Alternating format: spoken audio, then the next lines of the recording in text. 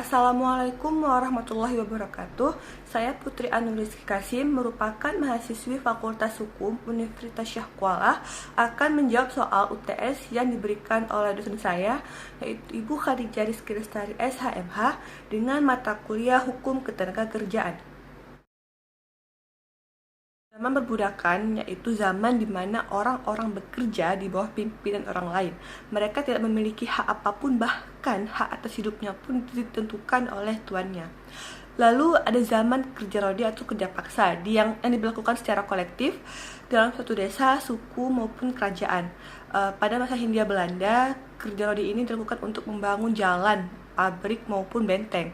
Yang terakhir adalah zaman ponane sanksi, di mana zaman ini merupakan perkembangan dari zaman kerja rodi dengan memberikan hukuman kepada pekerja karena menolak ataupun meninggalkan pekerjaan tanpa alasan yang dapat diterima. Zaman ponane sanksi ini memberikan posisi tinggi kepada pengusaha yang disalahgunakan dan posisi yang rendah kepada pekerja dan kurangnya pengawasan dalam ketenagakerjaan.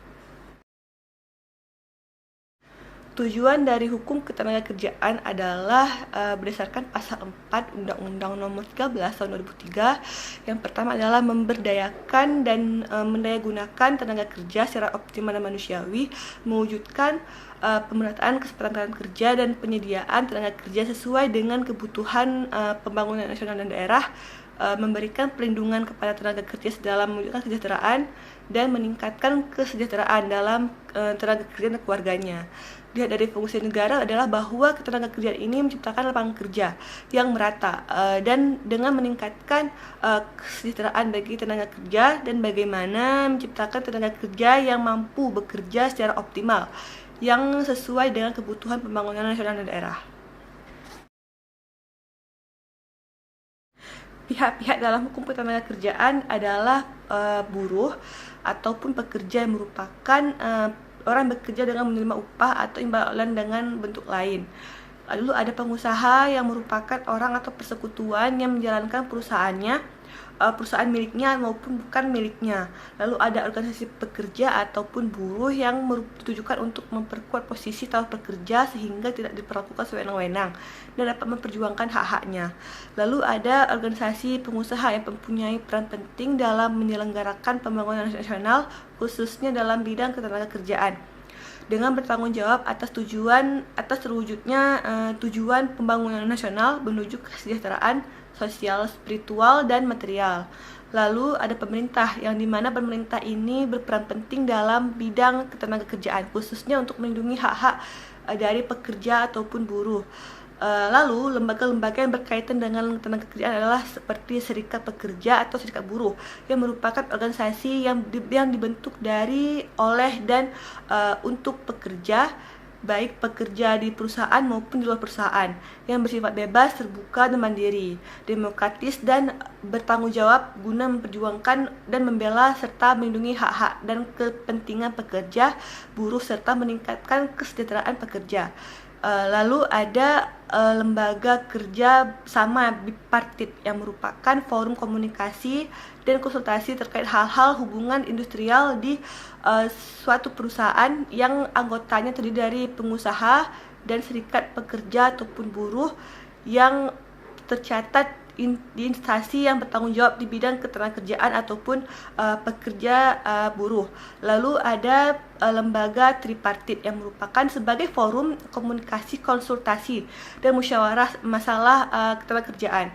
Anggotanya terdiri dari unsur organisasi pengusaha, serikat pekerja, dan serikat buruh, dan juga pemerintah. Selanjutnya adalah upah minimum provinsi yang ditetapkan oleh gubernur sesuai dengan pasal 27 PP nomor 36 tahun 2021. Penyesuaian upah minimum ini dilakukan setiap tahun dengan tahapan perhitungan yang sesuai tertera dalam pasal 26. Perhitungan penyesuaian nilai upah minimum provinsi ini dilakukan oleh Dewan Pengupahan Provinsi. Lalu hasil dari perhitungan tersebut direkomendasikan kepada gubernur melalui dinas yang menyelenggarakan urusan pemerintahan di bidang ketenagakerjaan provinsi. Lalu upah minimum kabupaten kota diatur dalam pasal 30 PP nomor 36 tahun 2021, di mana gubernur dapat menetapkan upah minimum kabupaten kota dengan syarat tertentu dalam pasal 30 ayat 2. Lalu upah minimum kabupaten kota ini ditetapkan setelah penetapan upah minimum provinsi yang dengan harus lebih tinggi dari upah minimum provinsi. Selanjutnya adalah tata cara penangguhan upah minimum yang diatur dalam Keputusan Menteri Tenaga Kerja dan Transmigrasi nomor 231 tahun 2003, di mana pengusaha mengajukan permohonan tertulis kepada gubernur melalui Kepala Dinas Tenaga Kerja dan Transmigrasi karena merasa kurang mampu membayar upah sesuai dengan ketentuan upah minimum. Lalu pengajuan tersebut harus dilampirkan persyaratan seperti naskah asli dari kesepakatan, laporan keuangan, upah menurut jabatan, dan lainnya. Setelah itu, permohonan tersebut dilakukan penelitian oleh Dinas Tenaga Kerja. Lalu Kepala Dinas paling lambat 7 hari atas rekomendasi dari Dewan Pengupahan dalam menyetujui ataupun menolak penangguhan upah minimum tersebut jika perusahaan memiliki 1.000 pekerja. Nah, lalu Dinas Tenaga Kerja ini berwenang untuk melakukan pengawasan dari penangguhan upah minimum tersebut. Yang terakhir adalah sanksi apa yang diterima perusahaan bila membayar upah lebih rendah dari upah minimum. Dalam pasal 60 Undang-Undang Nomor 13 Tahun 2003 dan pasal 88E Undang-Undang Cipta Kerja disebutkan bahwa perusahaan dilarang membayar upah lebih rendah dari upah minimum. Nah, sanksi yang dapat diberikan adalah berupa pidana penjara.